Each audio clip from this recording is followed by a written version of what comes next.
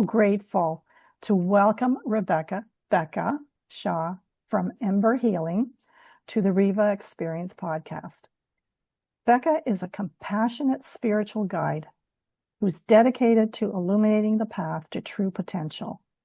Her journey began at just 9 years old with an early fascination for healing, and today she brings that lifelong passion into her work with Akashic Records coaching, divination readings, holistic therapies. Beyond her own practice, she facilitates workshops and courses, creating nurturing spaces where others can learn, grow, and embrace their unique spiritual journey with confidence and clarity. I like those words. Originally from England, where, as she says, the veil is thin, and now rooted in Canada, Becca embodies both wisdom and heart in the healing she shares. So welcome, Becca. I love that intro. What the information, like we discussed before, like I was born in England as well, so I feel there's a little bit of a connection there. Absolutely. So what do you mean by the veil is thin? Yeah, so in England we have a lot of ley lines, which really shocked me when I came to Canada, because I thought, Canada's so much bigger, right? So there's going to be so many, and there isn't. And I was really confused.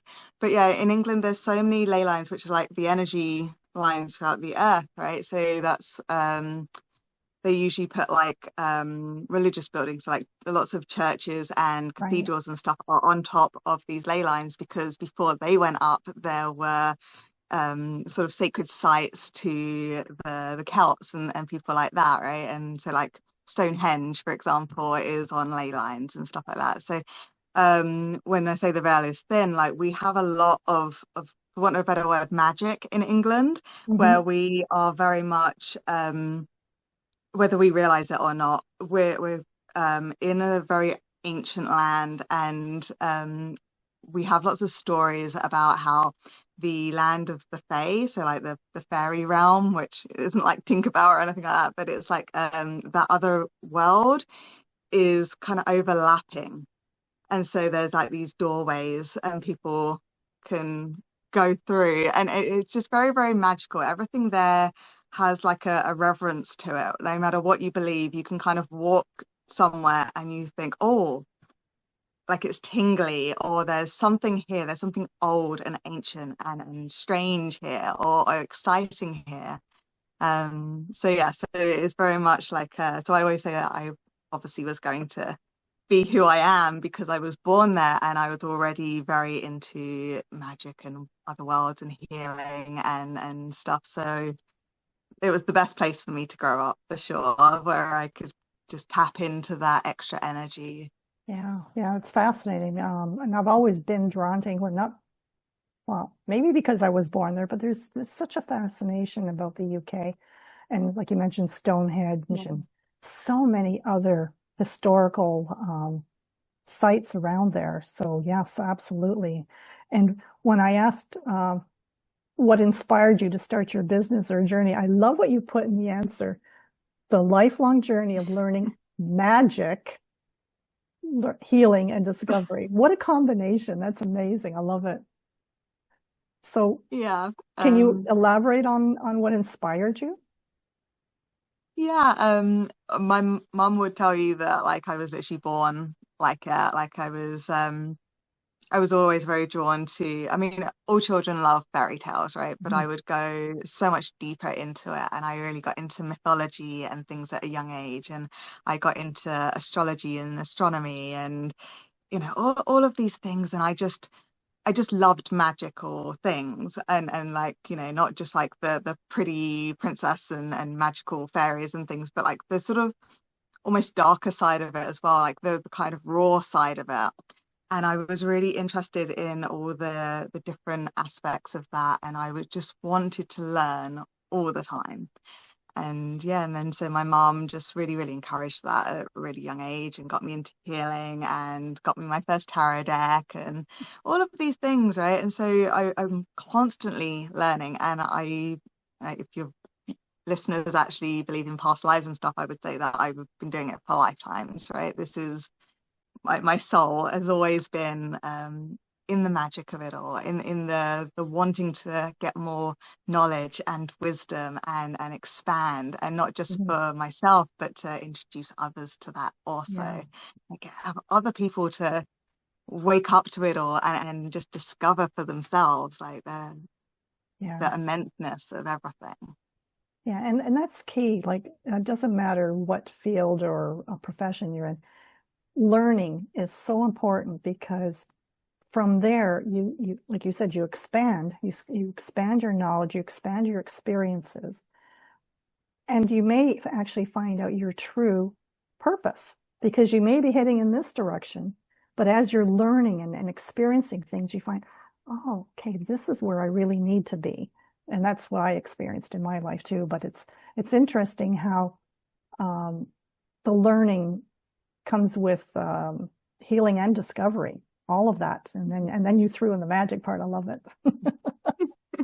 But learning is key for sure, because then we become stagnant. We can become stuck, and in our own little world of doubt or fear or whatever it is. But because we stay there, so unless we open up and learn some more, because fear really is not real. It's, what's the acronym? False evidence appearing real. And if we don't learn about what that fear is, we can't move forward. So I love that. I'm just drawn to talking about learning and sharing things, and I'm sure I can feel the same with you when you're showing somebody or teaching somebody or doing a treatment for them, and they experience something, they've learned something. There's such a joy that comes back. It's not just because you did that because maybe you want to be liked or anything, but that's not it. It's the joy of having somebody else learn something. Kudos to you for all the things that you're doing. Who do you feel called to serve, and how do you serve them? I put this already in the question. I'm very annoying. I'm always told that I need to find an ideal client, but I've never been that way. I can't narrow it down to just one person or type of person. Honestly, I can and do and have helped anybody and everybody. Like there's no age limit. I've literally done, children in the womb, not even like at birth. I've done stuff for like expecting mothers and with their babies before they've been born.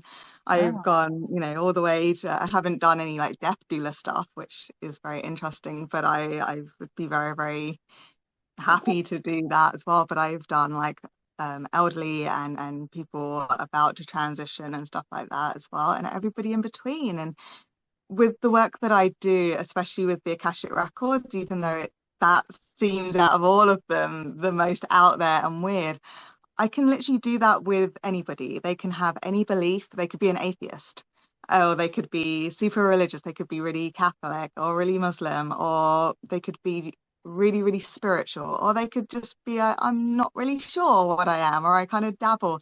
It doesn't matter. They all experience it. They all interpret it their own way, which is exactly how you're meant to do it. And they all have exactly the same strength of discovering for themselves. Like they discover answers, they get healing, and they all interpret it different ways, but they interpret it for themselves. And so it's just, I can't pick one person, because anybody can come to me and I can be like, okay, how can I help you? Because it's not about me, right? I have the knowledge to help people through stuff. And if I think that they require something that I don't know much about or I can't do, then I can recommend that to them. Like the whole point is to help the person in front of me, not to sort of expand my ego, like it's not about me, it's about the person that needs the answers or the healing. That's so true. That's so true. And I totally get that, because I've been told too, like, what's your ideal client? But it's hard to really pinpoint a certain group or age or whatever when you're so willing to help. When you see somebody that's hurting or somebody that needs just a little boost, a little bit of inspiration, a little bit of help, how can you not help them? Yeah. Right. And I guess this ideal client is a marketing thing. I don't know. Does it make things easier? I don't know. But I think we both, when we're drawn to help somebody, we're just going to help. Never mind the marketing and what they say, because we can break the rules. Exactly. And you know what? If I had just the same people with the same problems, yes, it would still be slightly different each time, but it would still be kind of samey, and I would get bored Yeah. with that.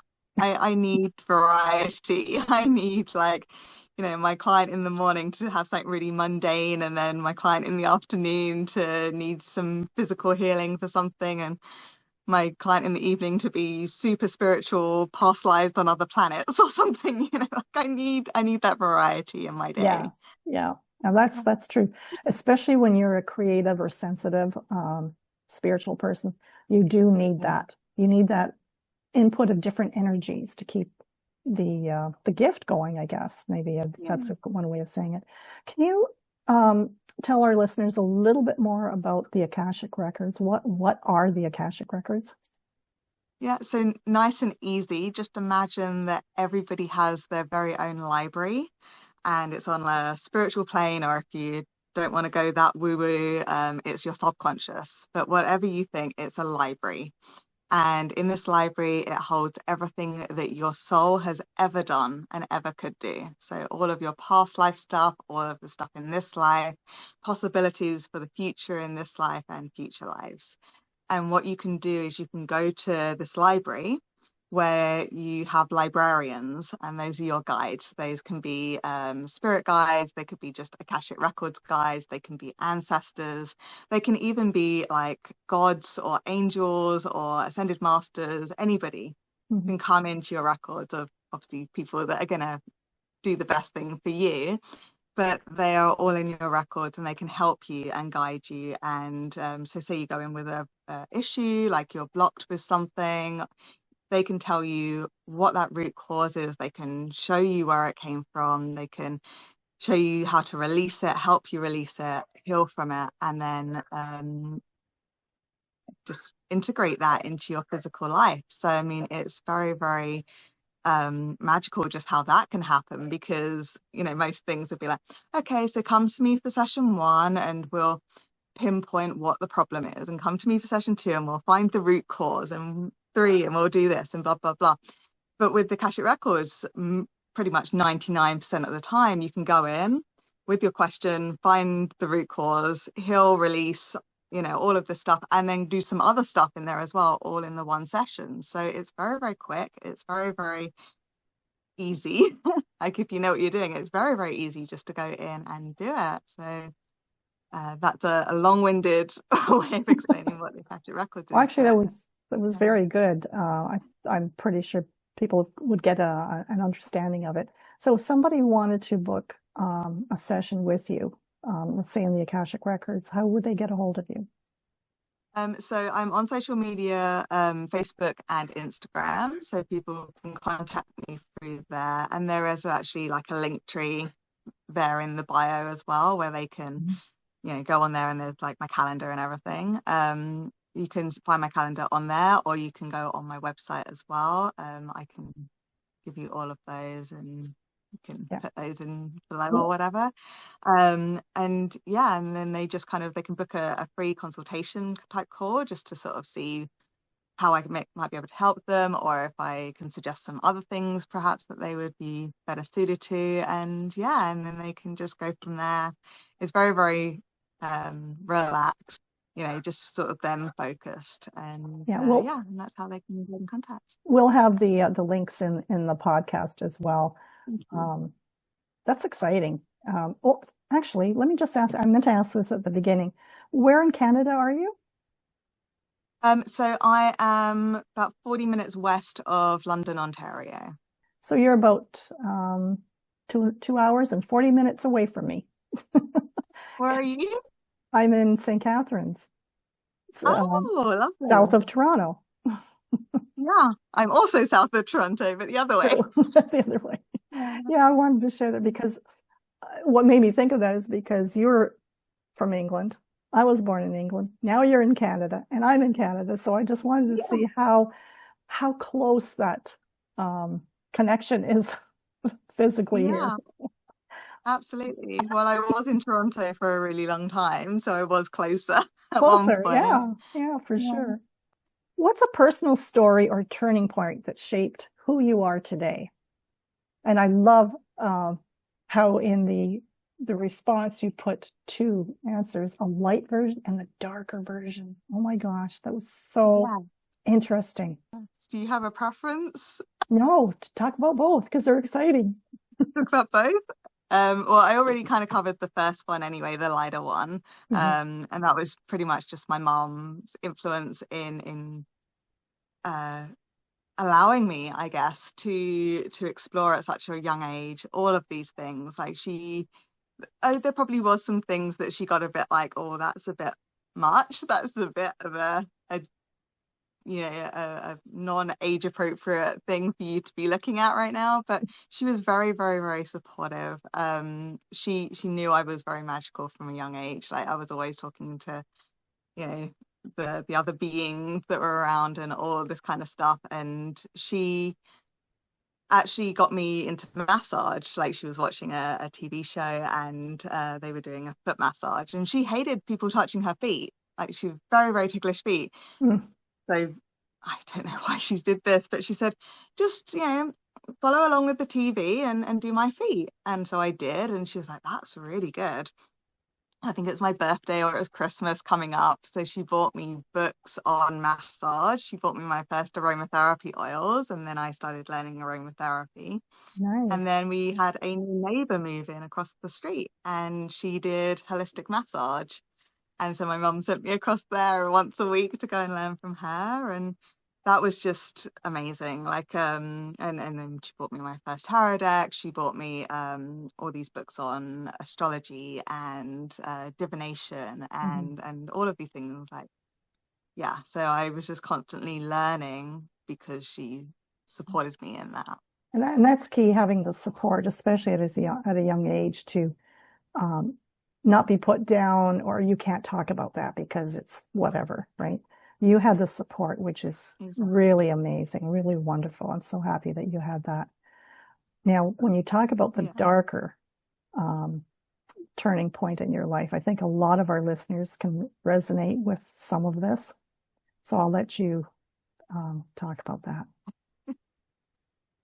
Okay, so absolutely. So my darker story is not too long ago. I was in a very, very toxic, and I'm going to say narcissistic relationship, and I really don't like that word, but it's the only way to describe it so that people understand it. I mean, he was, don't get me wrong, but yeah, so it's such a word that we throw around now. Mhm. But yeah, so I was in a relationship with that for 10 years and I had no idea. Even after, it all ended, I still was in denial. I didn't know. I didn't believe it. People were telling me what had happened, and I was like, no, not at all. But it was, we won't go super deep into it now, but it was very, very, obviously very, very traumatic for me. And literally how it ended was I lost everything. Like I lost my home, I lost my family, my friends, and everything. And it was in Canada last day of January, and I had nothing. I literally had Oh, whatever I was wearing, and that was it. And it was just awful. So, Canada, as you know, is not the nicest place in the end of January. no. And yeah, and because he had 10 years to sort it out all out, nobody believed me, right? Apart from, the sort of the hospital believed me, which was really weird. But everybody else, because he'd already gone to the police and warned them about me, so the police didn't help me. And it was really, really awful. So then what happened is I obviously went very, very dark. Like it was just, well, what's the point? And I can't go home. I can't go back to England because whatever he'd said to them, Oh, like, right? So I had no, I mean, he got rid of all my friends, all of them. So I had nobody. But anyway, so just like moving on a little bit, the point of me telling this story is that I had to go from a really, really dark, depressing place where I lost everything and didn't know what to do, to having to pull myself out of it, having to first off survive, right? Then come to terms with things. And then I had to start doing like a self, it sounds weird, but self-love and self-worthiness stuff. And as a healer and the Akashic Records coach and everything, I'm constantly preaching that to people. I'm telling people how important this self-love and self-worth is all the time. But I never did it for myself, right? I never did it. I think that's a common thing for a lot of practitioners or people that are on that journey of trying to maybe coming out of a dark relationship like that, because he really fixed it so that you would have to come back to him because that was what he wanted, right? But it's like having the baker with no bread at home. Yeah. Right. So you know what to do. So how did you actually make that turnaround? Because you knew what to do, but you had to make a decision to do it, right? Yeah. Well, literally that's it, right? You have to make the decision and you have to stick to it. And it's not just an overnight thing. It's something I'm still doing now because I only honestly started it like properly delve in properly to start sorting it out literally at the beginning of this year. And so it's been maybe 3 years since that all happened. So it's a long time. Yeah. And obviously I was doing things in between, but it wasn't right? It wasn't, I was still not allowing myself. I didn't have that self-worthiness. I didn't feel like I deserved to heal, right? Because you're always thinking, well, no, like I was the problem. I was the crazy one. I was this, I was that, all of like his voice in my head, right? It was all the time. So you literally have to just make the decision, and it can just be divine timing as well. Like it might just have to be at a certain point that this happens, and it doesn't need to be this big thing where you do this huge stuff every day. It can literally be get out of bed, have some water, go outside at least once and look at the sun, right? Like just like go outside and be in nature, and you know, it doesn't have to be this huge thing, and you just build from that. And you know, if it's just literally get out of bed today or just survive the day today, that's fine. Do that for as long as you need, and then when you're ready, add in the next thing, like have a shower, like at least like once a week, even like if you've stopped showering, like go have a shower. Like, and it doesn't need to be on this day at this time. You can be really gentle on yourself, and if you don't do it, don't berate yourself. Don't be like, well, I failed that. Like, no, like you have to be so gentle with yourself when you're healing, when you're going through any kind of healing process, because your body is reacting the way that it's reacting because it's trying to tell you stuff, right? Like when I was in that relationship, I was told that I was going crazy and that I was crazy. And of course, I actually believed that because they make you feel crazy, right? Like the whole manipulation stuff. And so I was like, well, then why do I need to heal myself? Because I'm crazy and it's all my fault and this and that, right? So you're always blaming yourself, but you have to find, and it's hard. You have to find that strength within you, which you have. You've just got to tap into it, right? And you have to, and you're going to have good days and bad days, and that's fine too. Like have a day where you're just down and sad and memories and things, and then just it sounds terrible, but just breathe, just you know, just the simple thing of breathing okay, is but I'm safe now. I'm okay. Yeah, that's so true. And and I think some of the key things that you mentioned there is not to beat yourself up about it when you can't do the things that you wanted to do in a particular day. And it's all baby steps, right? Like you said, you can't just go from that darkness and take a big giant step and you're okay. No, it's a process. And part of that process is saying, I'm okay. It's okay if I can't do what I wanted to do. Not this time, at this point, because you will get there, right? Yeah, that's And I'm sure there's a lot of listeners out there that can resonate with that experience. But the key point is finding the inner strength to make that decision, but not only just make the decision, but taking those small actions. You have to take that action. It's up to you to make the change. Yeah, that's powerful, very powerful. Is there a message or a mantra, something that you would like to share with the listeners, something they can take away from all that you've experienced and all that you've learned?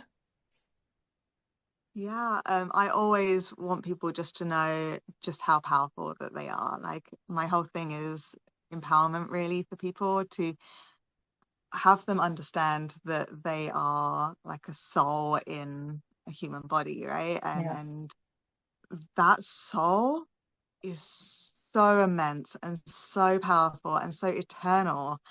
And it's kind of like the things that you're experiencing in this life are such a blink of an eye for your soul, right? Like, they're all here for us to learn from and enjoy, or to heal from, and all of this stuff. It's all the experience, but it's making up something bigger, or wrong direction to go in, because your soul wants to know how you're reacting to things. It wants you to learn and to expand and to get better. And so all you need to do is just do what's right for you. Do what you feel drawn to do and what lights you up, because you can change your own reality. Like, you can. And it's difficult. It's not just, I want this, snap my fingers, it's done. You work for it, but you can literally change your own reality. You want something bad enough, you can get that, because you shape who you are and how you get to that as well. I love what you said about finding things that light you up, because that's so important in finding that little bit of joy. I like to say, like, look for a sparkle in your day, something that can change your focus from all this depressing, dark stuff. Find a little sparkle in your day so that you can shift to finding out what lights you up. And it can be just the sunlight sparkling on the water or sparkling in the snow. I like to give out little acrylic diamonds from the dollar store, just as a reminder. Look for the sparkle in your day. And I don't know if you can see it, but I have sparkles on my shirt. I love sparkles. So I think it's important. It's very important to find what lights you up and keep going in that direction. Now, I'd asked if there was anything that you wanted to share, like a book or a podcast or anything like that, and you said not at the moment. How to use crystals, how to bond with your crystals, if you want to learn how to use them better. So where can they sign up? On your Facebook page or? Yeah, social media, there's posts on there as well, but then if you just go to the link tree, it's on there under events, so you can go on there and sign up for that, and there's all the information on there. Anything else you'd like to add before we close here? Pretty much just I'm always happy, as you can probably tell, to talk forever about all of these things. So if anyone just literally just wants to have a chat, like no strings attached, like just wants to have a chat because they're curious about stuff, please do reach out. We can do face-to-face, or it can just be messages. Yeah, I just really love to help people understand things better and get them on their path ahead that's for their greater good kind of thing, right? So please do reach out. Awesome. What a beautiful conversation we've had with Becca Shaw. I love the way she blends her lifelong passion for healing with her compassionate guidance. And you can pick up that compassion in her voice and in her excitement to help others, helping others connect to their own clarity and their own potential. Becca, thank you for sharing your wisdom and your light with us today. And to our listeners, I hope you take away not only inspiration, but also the reminder that your path to healing and purpose is always within reach. Until next time, keep reflecting, exploring, and looking for the sparkles in your day. Thank you. Thank you, Becca. Thank you.